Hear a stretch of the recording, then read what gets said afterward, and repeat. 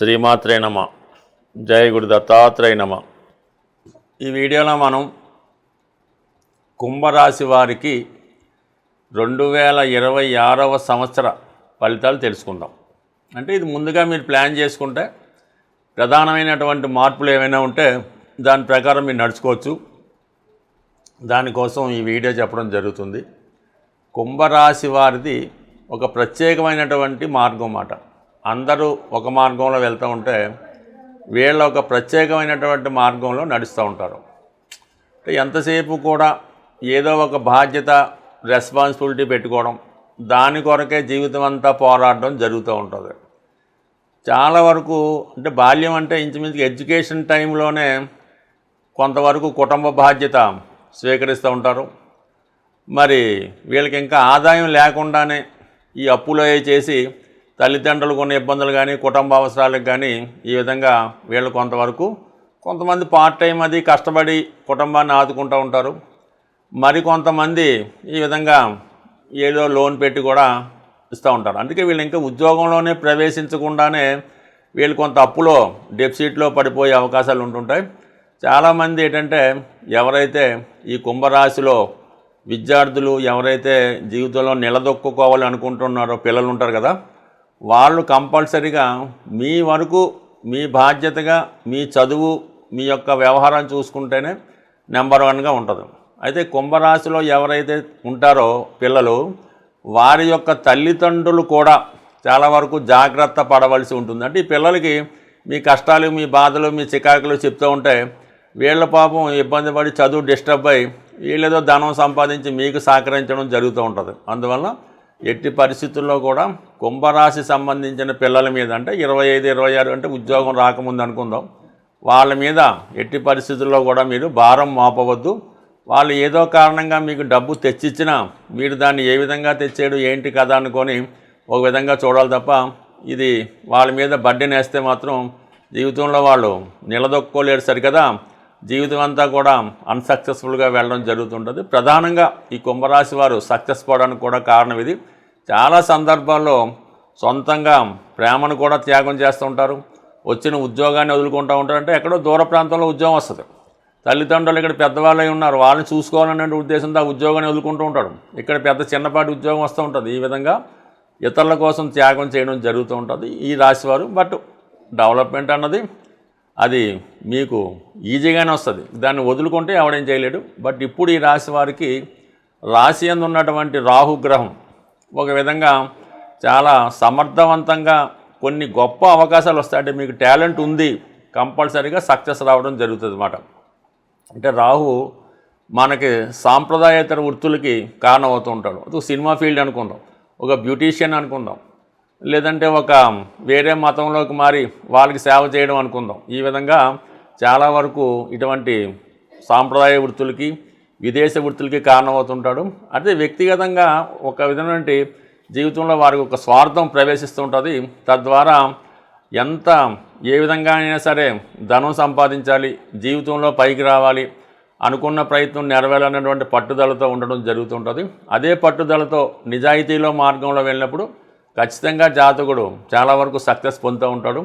అదే కొంతమంది అన్యాయ మార్గంలో అంటే ఇప్పుడు ఉన్నటువంటి బ్లాక్మెయిలింగ్, సాఫ్ట్వేర్లు హైక్ చేయడం ఇవన్నీ చూస్తున్నాం కదా. ఇప్పుడు ఇటువంటి దారిలో వెళ్తే మాత్రం కంపల్సరీగా ఏదో ఒక రోజు పట్టుబడడం, తగు విధంగా జైలు శిక్షలు ఇబ్బందులు అనిపించాయి. కాబట్టి ఏదైనా ఈ సంవత్సరం అంతా కూడా కుంభరాశి వారికి డిసెంబర్ 5 వరకు రాహు రాశి అందే ప్రవేశిస్తున్నాడు. కాబట్టి చాలా వరకు ఏదైనా ఒక చట్టానికి లోబడి అక్కడ ఉన్నటువంటి రూల్స్కి లోబడి మీరు నడుచుకోవాలి తప్ప ఏమాత్రం రూల్స్ అధిగమించి మీ ప్రయత్నాలు చేసినా కంపల్సరీగా దాని యొక్క పర్యవసానం మీ భవిష్యత్తు మీద ఆధారపడి ఉంటుంది. బట్ ఏదన్నా రాహు ప్రోత్సహిస్తుంటాడు, చెడు మార్గం వైపు నడిపిస్తుంటాడు. దాన్ని మీరు ఎంత కంట్రోల్ చేసుకుంటే మీ జీవితం అంత అనుకూలంగా ఉండే అవకాశం ఉంది. ఇక మనకి శని భగవానుడు, ఇంకా శని కుటుంబ స్థానంలో ఉండడం వలన కుటుంబపరమైన ఇబ్బందులు ఉంటాయి, ఆర్థిక సమస్యలు వెంటబడుతూ ఉంటాయి, ఎక్కువ సంపాదన అంటే సంపాదన తక్కువ ఉంటుంది, ఎక్కువ మంది ఆధారపడుతూ ఉంటారు. వీటి వల్ల కూడా జాతకుడు కొంతవరకు స్ట్రగుల్ పడడం జరుగుతుంటుంది.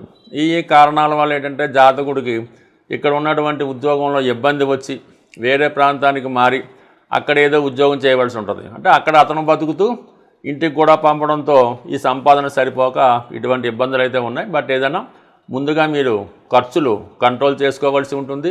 సాధ్యమైనంత వరకు ఎకానమీగా బ్రతుకుతేనే ఇప్పుడు ఉన్నటువంటి పరిస్థితుల నుంచి మీరు బయటపడగలరు. అయితే ఆదాయ వనరం ఏర్పడుతూ ఉంటుంది, అది చాలినట్టుగా ఉంటుంది. సో ఇది జాగ్రత్తగా మీరు కంట్రోల్ చేసుకుంటే నెమ్మదిగా అంటే ఈ సంవత్సరం అంతా కూడా రాహు ఈ శని భగవానుడు మీనరాశిలోనే సంచరిస్తాడు కాబట్టి ఇది థర్డ్ ఫేజు ఏలినాడు శని కాబట్టి కొన్ని సందర్భాలు ఇంప్రూవ్మెంట్కి తీసుకెళ్తూ ఉంటుంది. బట్ కానీ గతంలో ఉన్నటువంటి కొన్ని అప్పులు అవి తీర్చవలసి ఉంటుంది కాబట్టి ఈ విధంగా ఆదాయం వచ్చినప్పుడు కూడా అది ఈ విధంగా ఖర్చు అవుతుంది కాబట్టి కొద్దిగా ఎకానమీగా మీరు కంట్రోల్ అవ్వడం మంచిది. దాని తర్వాత గురువు కొంతవరకు అనుకూలంగానే ఉంటాడు. మే 1వ తారీఖు దాకా జూన్ 1 వరకు గురువు పంచమ స్థానంలో ఉండడం వల్ల చాలా వరకు మీ ప్లానింగ్స్ అనుకూలిస్తాయి. ముఖ్యంగా మీ పిల్లలు, మీ దగ్గర వృత్తి నేర్చుకున్న వాళ్ళు, మీ శిష్యులు, మీ అభిమానులు చాలా వరకు మీకు సహకరిస్తారు. ఆర్థిక పరంగా అంటే మీరైతే నోరు తెరిచి వాళ్ళని అడగలేకపోతుంటారు, కానీ వాళ్ళు మీ యొక్క కష్టాన్ని తెలుసుకొని ఏదో విధంగా మిమ్మల్ని సహకరించే ప్రయత్నం చేస్తూ మిమ్మల్ని ఫైనాన్స్ పరంగా ఇబ్బంది లేకుండా ఏదో విధంగా సహాయపడుతుంటారు జూన్ 1వ తారీఖు వరకు. సో దాని తర్వాత గురువు కూడా 6వ స్థానంలో ఉచ్చులోకి వెళ్తున్నాడు. అంటే ధన లాభాధిపతిగా ఉన్నటువంటి గురువు ఉచ్చులోకి రావడం వల్ల ఆటోమేటిక్గా మీ కుటుంబంలో ఒకరికి మంచి స్థాయి ఉద్యోగం రావడం వల్ల, అనూహ్యంగా మీ కుటుంబ ఆదాయం పెరగడం వల్ల, కుటుంబ పరంగా ఉన్నటువంటి చాలా సమస్యలు పరిష్కారం అవడం వల్ల అప్పుడు ఆర్థిక పరంగా అనుకూలంగా ఉంటుంది, కుటుంబ సభ్యుల సహకారం ఉంటుంది. అలాగే చాలా కాలంగా ఆగిపోయినటువంటి శుభకార్యాలు లాంటివి, పెళ్ళిళ్ళు లాంటివి కంప్లీట్గా మీకు జూన్ 1 తర్వాత జరిగే అవకాశం ఉంది. బట్ ఏదైనా ఈ రాశివారు రాహు యొక్క ప్రభావానికి లోనవ్వకుండా, అత్యాశకు పోకుండా చట్టం పరిధిలో మన పని మనం చేసుకుంటే 100% సక్సెస్ అన్న దానికి అదే వస్తుంది. గోచార రీత్యా కానీ జన్మజాతక రీత్యా జరుగుతున్నటువంటి దశలు జరుగుతున్నప్పుడు కానీ ఆ గ్రహాలు మనకు అనుకూలించాలంటే ఆ గ్రహ అనుకూలత కొరకు కొన్ని పరిహారాలు అన్నవి ఉండడం జరుగుతూ ఉంటుంది. ఏదైనా మనం ప్రయత్నం బట్టి ఏ గ్రహం ఆ ఫలితం ఇస్తుందో ఆ గ్రహాన్ని మనం ప్రసన్నం చేసుకుంటే కంపల్సరిగా ఆ గ్రహం మనకి అనుకూలమైన ఫలితాలు ఇవ్వడం జరుగుతూ ఉంటుంది. సర్వసాధారణంగా మనకి జన్మ లగ్నం రీత్యా, జన్మ రాశి రీత్యా ఏ గ్రహం అయితే అనుకూలంగా ఉంటుందో ఆ గ్రహానికి సంబంధించినటువంటి రత్నధారణ అన్నది జరుగుతూ ఉంటుంది. ఆ రత్నం పెట్టుకోవడం జరుగుతూ ఉంటుంది. ఏ గ్రహం అయితే ప్రతికూల ఫలితం ఇస్తుందో, పాపగ్రహం అంటారో, ఆ గ్రహానికి జపం చేయించడం, దానాలు ఇప్పించడం లాంటిది సర్వసాధారణంగా జరుగుతూ ఉంటుంది. అయితే ప్రస్తుత గోచార రీత్యా మనకి ఈ 4 గ్రహాల కోసమే తెలుసుకున్నాం ఈ వీడియోలో, రాహు, కేతువు, గురువు, శని. అయితే ఈ 4 గ్రహాల్లో ఒక్కొక్క గ్రహం ఒక్కొక్క భావానికి లేదంటే ఒక్కొక్క కారకత్వానికి కారణం అవుతూ ఉంటాయి.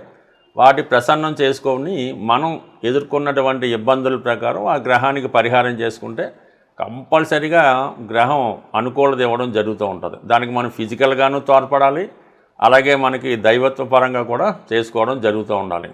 సపోజ్ మనం శని భగవానుడికి శాంతి చేయించుకోవాలి, పరిహారం చేయించుకోవాలనుకున్నప్పుడు మనం కూడా చాలా క్రమశిక్షణతో ఉంటూ సూర్యోదయానికి ముందే లెగిసి శరీర శ్రమ చేస్తూ ఉండాలన్నమాట. చిన్న విషయానికి పెద్ద విషయానికి ఇతరుల మీద ఆధారపడకుండా మనకు మనమే ఆధారపడుతూ చాలా శుచిగా శుభ్రంగా ఉంటూ అలాగే ఒక మంచి సాంప్రదాయ దుస్తులు ధరించు, ఈ గడ్డం అది పెంచేసి తలగడ్డ పెంచకుండా పర్ఫెక్ట్గా కనబడుతూ ఉంటూ, అలాగే శని భగవాన్ యొక్క అనుగ్రహం కోసం మరి ప్రతి నిత్యం వీలైతే లేదంటే ప్రతి సోమవారం, ప్రతి శనివారం, అంటే ఎప్పుడు వీలైతే అప్పుడు శివుణ్ణి ఆరాధించడం వల్ల, అలాగే ఎక్కువగా మీ కుటుంబంలో ఎవరైతే వృద్ధులు చేతకాని వాళ్ళు ఉంటారో వాళ్ళని కనీసం మీరు విసుక్కోకుండా వాళ్ళకి దగ్గరగా ఉంటూ వాళ్ళకి ఏమి కావాలి అన్నది ఏదో ఏ బిస్కెట్ ప్యాకెటో బిళ్ళలో ఏవో మందులో వాళ్ళు సహాయం చేస్తూ వాళ్ళకి ఏదన్నా సహాయం చేస్తే, అంటే మీ కుటుంబంలో వృద్ధులకి మీరు సహాయం చేయడం వల్ల శనిగ్రహ అనుగ్రహం లభిస్తుంది. ఇప్పుడు ఎవరైతే శని వల్ల ఉద్యోగపరమైన ఇబ్బందులు ఎదుర్కొంటున్నారో, వ్యసనాల బారిలో ఉన్నారో, అప్పుల్లో ఉన్నారో వాళ్ళు ఈ విధంగా నేను చెప్పిన రెమెడీ చేసుకుంటే ఇమీడియట్గా దాని నుంచి బయటపడడం జరుగుతూ ఉంటుంది. ఇంకా బెటర్ ఫలితాల కోసం ఈ చలికాలంలో ఉన్నప్పుడు బాగా వృద్ధులకి, రోగిష్ట వారికి ఏదైనా దుప్పట్లు, సాల్వాలు పంచిపెట్టడం, చెప్పులు, గొడుగు ఇవ్వడం జరుగుతుంటుంది. ఎప్పుడు కూడా దానం ఎవరైతే బాగా కొనుక్కోలేని స్థితిలో ఉంటారో వాళ్ళకి, పేదవాళ్ళకి, రోగంతో ఉన్నవారికి, వృద్ధులకే ఇవ్వాలి తప్ప బాగా డబ్బులున్న పండితుడిగో ఇంకోటిగో మనం ఎంత దానం చేసినా ఎన్ని వేలు ఇచ్చినా రూపాయి ఉపయోగం అయితే ఉండదు. కాబట్టి మీరు ఈ విధంగా ఎవరైతే బలహీనులుగా ఉంటారో వాళ్ళకి కనీసం భోజనం పెట్టినా శనిగ్రహ అనుగ్రహం లభిస్తూ ఉంటుంది. అలాగే రాహు ఎప్పుడు మనల్ని వ్యసనాలను బాడి తీసుకెళ్తూ ఉంటాడు. అక్రమంగా ధనం సంపాదించాలనుకుంటాడు. అనేక అక్రమ సంబంధాలు వ్యసనాల మీద ఆసక్తి చూపుతుంటాడు.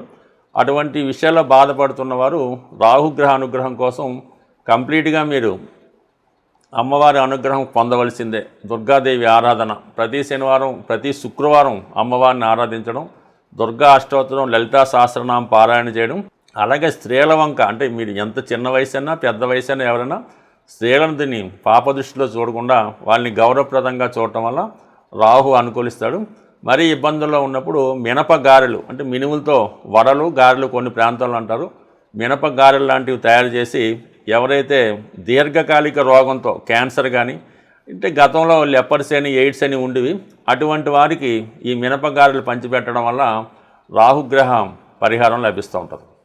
అలాగే కేతు నిరాశ నిస్సు కారణమవుతుంటాడు. కేతు వల్ల ఇబ్బంది పడుతున్న వాళ్ళు వాళ్ళకి దేవాలయంలో ఉన్నటువంటి సాధువులకి ఎండు ఖర్జూరం అలాగే వారికి కావాల్సినటువంటి ధనం అంటే 11 రూపాయలు కొంత ఎండు ఖర్జూరం ఆ సాధువులకి పంచిపెట్టడం వల్ల కానీ లేదంటే సాధువులకి ఒకరోజు భోజనం పెట్టి వాళ్ళకి వస్త్రదానం చేయడం వల్ల కేతువు మీకు సహకరిస్తుంది. అంటే కేతు కేవలం సన్యాసులకు మాత్రమే మీరు ఇటువంటి భిక్ష చేయవలసి ఉంటుంది. అలాగే పెళ్లి చేసుకొని సంసారం చేస్తున్న వైభోగులు అనిపిస్తున్న వాళ్ళకి మాత్రం చేస్తే ఉపయోగం అయితే ఉండదు. ఈ విధంగా కొంతమంది నిర్భాగ్యులుగా పిచ్చివాళ్ళగా తిరుగుతూ ఉంటారు. ఏమీ లేకుండా దేశాన్ని ఏమీ పట్టించుకోకుండా కనీసం ఒంటి మీద బట్ట లేకుండా ఉంటారు. అటువంటి వారిని ఒక నారాయణ సేవ అది చేసి వాళ్ళకి మంచి బట్టలు ఇచ్చి అనుగ్రహిస్తే మాత్రం కేతు మీకు కంపల్సరిగా కేతు ఇచ్చాడంటే మాత్రం అది చాలా శాశ్వతమైన కీర్తి ఇవ్వడం జరుగుతూ ఉంటుంది. ఇక గురువు అన్నది ఏంటంటే మీ యొక్క గురువుని ఆశ్రయించడం వల్ల కానీ మీకు ఎవరైతే విద్య నేర్పారో మీ తండ్రి గారు మీ తల్లి గారు వారిని సేవించడం వల్ల లేదంటే బాబా గారు సత్యసాయి బాబా రాఘవేంద్ర స్వామి మీ ఇష్ట దైవం ఎవరైనా ఉంటే వాడిని గురు రూపంలో కోల్చుకోవడం వల్ల బాగుంటుంది. మళ్ళీ గోవుకి సేవ చేయడం వల్ల కూడా గురువు అనుగ్రహిస్తూ ఉంటాడు. ఈ కారణాల వల్ల ఏంటంటే చిన్న చిన్న రెమెడీలతో మనం చేసుకునే రెమెడీలే పనిచేస్తాయి తప్ప ఏదో గుళ్ళో డబ్బులు కట్టేసామండి లేదంటే ఇంకోటికి ఏదో చేసామని అలా కాకుండా ఫిజికల్గా దగ్గరుండి సంతృప్తికరంగా మీరు పరిహారం చేసుకుంటే అది మీకు 100కి 100 పాళ్ళు సహకరించే అవకాశం ఉంది. స్వస్తి.